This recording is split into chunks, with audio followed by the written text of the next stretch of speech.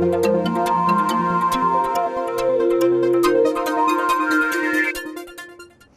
like to welcome our viewers to Ignite the Spark. My name is Shar Pakniak. I am the CEO and the founder of Horizons for Girls. When I talk about igniting the spark, I'm talking about the students that we work with, and what we're doing is we're engaging them in their education. Very often that includes setting some goals, planning some careers. And the girls at first, as many of you know, when you're working with teenagers, you get that blank stare at first. And they're kind of looking at you like, yeah, right, you've got something important to tell me? I don't think so. And the more that we work with those students, the more we engage them, show them the possibilities of what they have in their future, what potentially they can become, they get excited and they become engaged. That's exciting for us as mentors when we're working with a student and all of a sudden you see that light bulb go on, you see that connection. There's that relationship that's formed with the student. And that to me is always exciting. I'm excited today to introduce to you our guest, Michelle. She is with Rainbow Kids. And I've looked at Rainbow Kids, I've watched it from the outside. So I'm excited today because I'll be able to talk to Michelle and hopefully I'm going to learn a little bit more than I thought I knew about Rainbow Kids. But Michelle, I'm going to let you introduce yourself and your program, your mission, what it is you do. I've learned a little bit already, some of the bits that I didn't know. So go ahead. Okay, thank you, Shar. My name is Michelle Hem, and I'm the Executive Director of Rainbow Kids. I've been doing this for about 4 years now. And our mission is to provide peer support to children and adults who are grieving a loss due to a difficult life event, such as a death in the family, a death of a loved one, divorce, separation, incarceration, abandonment, anything where there's a loss in their lives, so that they can realize, number one, that they're not alone and it's not their fault, and also how to move forward through the grieving process when this happens. Sounds exciting. And we were talking about that there's a lot of that peer-to-peer interaction in the groups. Do you want to explain a little bit more about how that's brought about? Sure. Well, our groups are peer support. So we have about 4 to 6 children in each group with one trained facilitator. And what they do, now we use activities, we do special activities. Every week there's a different topic. For example, our first week is all about the child. You know, let's take a look at your strengths, your qualities that you have. You know what, things are going on in your lives and you're kind of forgetting about who you are. You have so much going on out there, but who am I? What am I good at? You know, what are my strengths? So, and then we move forward with talking about our feelings. What's going on in our lives? How can we help? You know, how can we stay on the right path as we go through the grieving process? It's peer support. So number one, you know, learning that you're not alone is very, very important. A child who has one or the other parent incarcerated, you know, you feel like you're the only one out there. You go to school every day and look around and you think, nobody else is like me. Mm-hmm. When you come to Rainbow Kids, you look around and you see that, oh my gosh, I'm not the only one going through this. And while we're doing activities, you know, it might be some kind of craft thing, talking about yourself, or feelings cards, or conversation, you know, balls. We're encouraging conversation between the kids. It doesn't matter if they're 4 years old or 16 years old. When they learn that they're not alone, the conversation really comes out. Hey, you know what? I do this too. I didn't know that, you know, other kids have 2 different homes. Yes. You know, I lost my grandparent too. Oh, I love them. Oh, he was in, you know, the other night we were talking about the kids knew their grandparents were in a war, you know, And it was like the common, you know, the things they have in common are amazing. And it just helps them feel stronger, you know, about themselves. Number one, this is about them. Self-esteem, you know, look at me. Right. Healthier relationships, good things come out of, you know, great conversation and learning that you're not alone. Yeah, makes a big, big difference. Now, if I'm a parent and somebody said to me, you know, I think Rainbow Kids might help your son or daughter, what would be my first steps to get my child involved? Just call the office. Okay. There aren't any special requirements to be a participant in Rainbow Kids. Of course you do. I mean, we do start at age 4 through teenagers. We have different levels, so we are always placing the children with their peers. If you're 7 years old, you'll be in a group with other kids who are 7. If you're 16, we have a teenage group for 16, 17, 18-year-olds. Okay. So all you have to do is call the office, give us your information, and we'll get you registered. Okay. Good to go. And these groups happen in different parts of the county? Well, what we do, we have 29 member churches that support us. So we rotate our churches, and we have 4 programs a year. Each program is a 10-week sessions. So we rotate. So what we try to do, because we're in Sheboygan County, we'll try to have one in Sheboygan and at the same time have one in Plymouth to reach out to everybody so that, you know, no matter where you live, you can, you know, there's one that's going to be closer. Right now we have one in Sheboygan and actually one in Sheboygan Falls. Okay. Now, obviously, you and I talked about before we started the show how important the mentors, or in your case, usually I'm hearing you refer to them as facilitators. Obviously, those volunteers are the backbone of what you're trying to accomplish. Yes. If I'm thinking maybe that's something I could do, what's involved? Okay, if you'd like to become a mentor or facilitator, as we call them, I usually do a training twice a year, which is about 3 hours, just to go over the basics of, you know, working with children, working with people, and a good overview of the program of what we do, so that when you're ready, when you know to facilitate, you know exactly what happens, you know what goes on in a group. We do a background check, of course, but really, we call our facilitators loving listeners.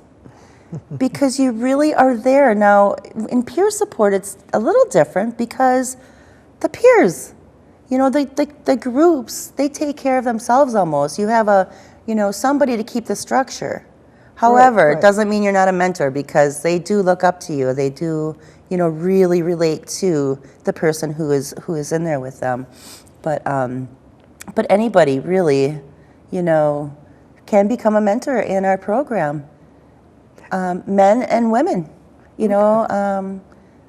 How many kids would you typically be working with?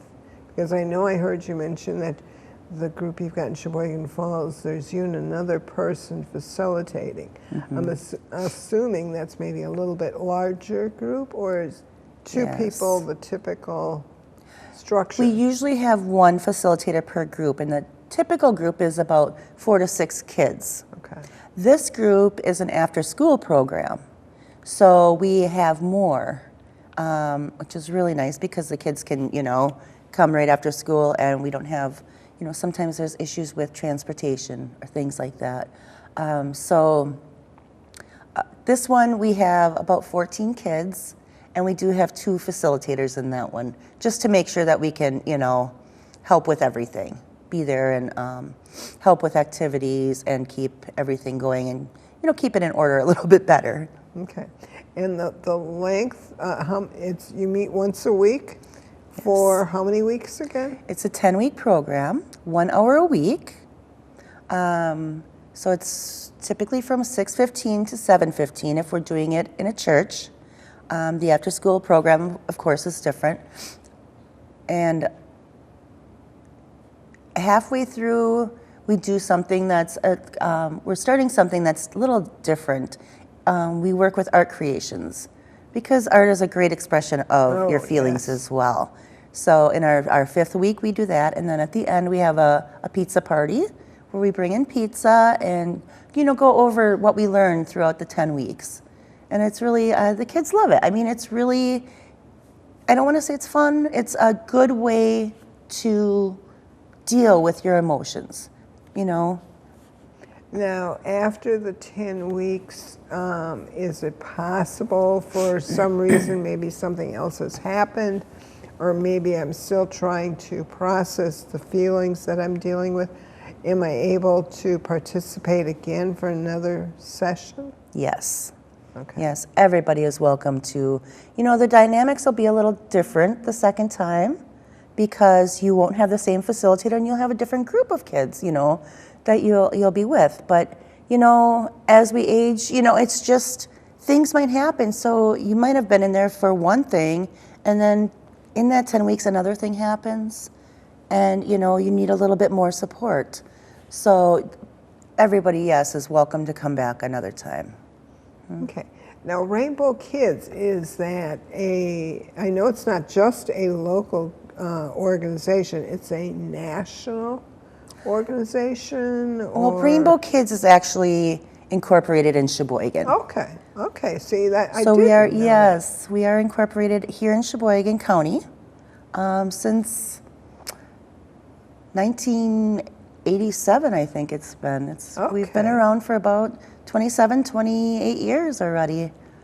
And So, obviously, the churches are very important for giving you the sites for Yes. providing what it is that you do. Our member churches are amazing. I can't even say enough. A church is it's a safe place to hold your sessions. It's safe, it's cozy, it's a comfortable place.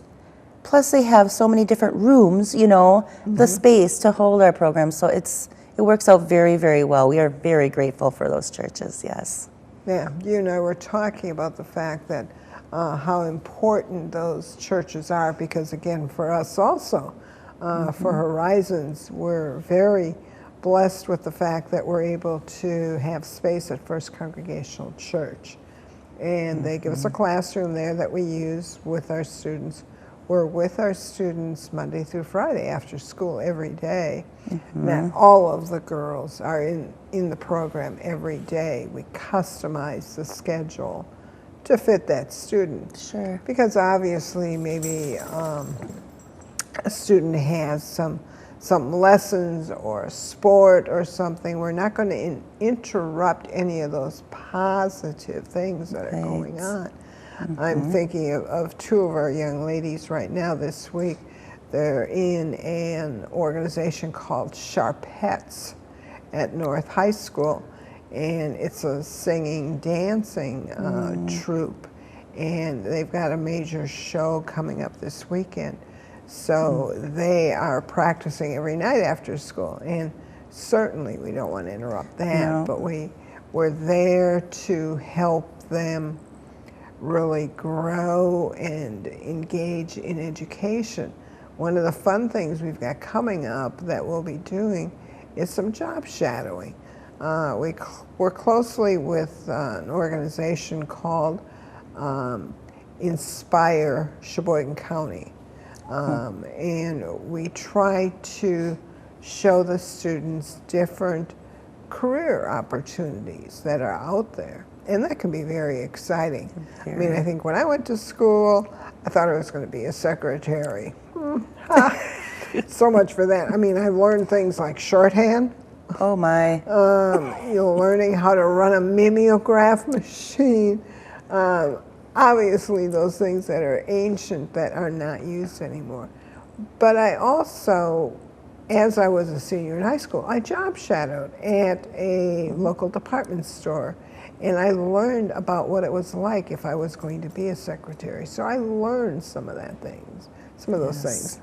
What's exciting is in a couple of weeks, the girls are going to be shadowing And let's see, I've got a girl that's going to be shadowing an auto mechanic, and she's also going to be spending time in the body shop.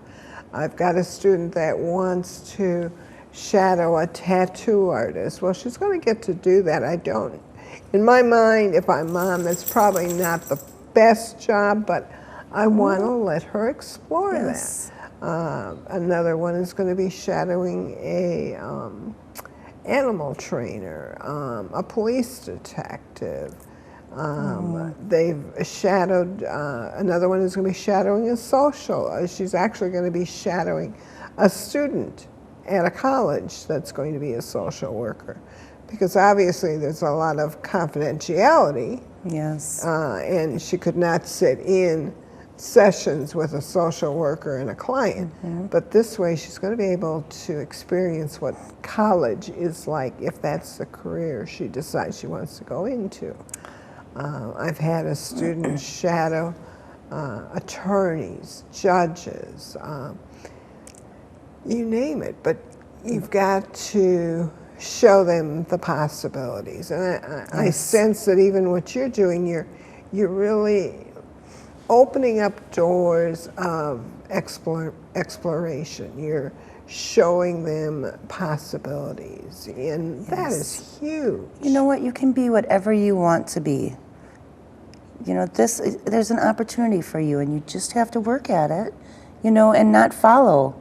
You know, last night we were asking our kids what they would change, you know, in their lives, and a lot of negatives, you know, that they wish that they could change. But guess what? They can't. They can't change the past, but they can certainly, you know, move forward and do whatever they want to do. And it's great to hear, you know, what their dreams are. I want to be, you know, a lawyer. I want to be a doctor. You can do that. Yeah. You know, there's nothing stopping you. Nothing. Yeah, it's exciting. It is very exciting. I love to see that happen. Yes. I can think, it was probably about a half a year ago, one of the girls, I'm meeting with her, and she's saying, you know, we're talking about what do you think you want to do after school, after you get out of school? And she goes, well, let's see. My dad was in the Army, my uncle was in the Army, my grandfather was in the Army, so I guess I'm going to go in the Army. And it's like, okay, that's not bad. There's some great benefits, education, insurance, etc. I said, but, you know, and then we talked some more, and I said, what are you going to be doing this weekend? And she said, well, we're going to go fishing. She said, I love to be outside. I love the outdoors. And I said, do you ever think about a job with the DNR?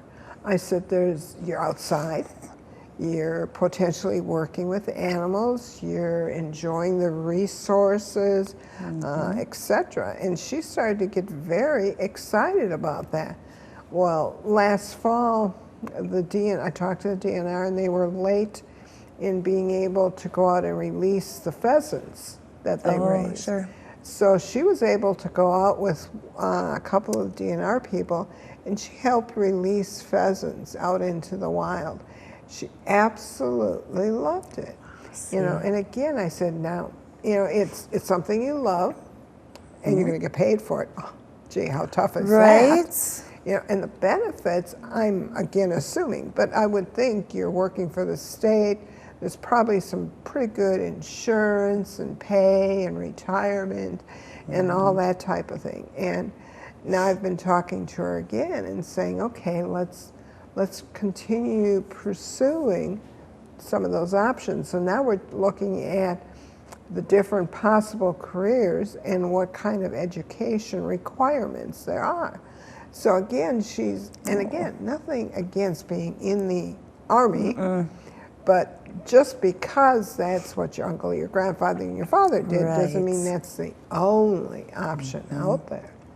And that's exciting. Right, and it's a good time to start. You know, look at these options and you work towards them. It's perfect.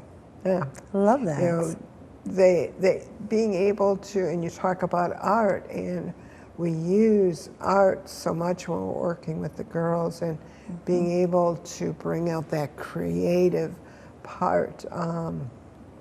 We've got a weekend retreat coming up with the girls About 3 times a year, we try to take the girls away from all of this going on and just the drama and the pressures and the family and peers and whatever. And we go away for a weekend. And so they're going to be going to the Pilgrim Center, which is actually a church camp, that First Congregational Okay. is a member of.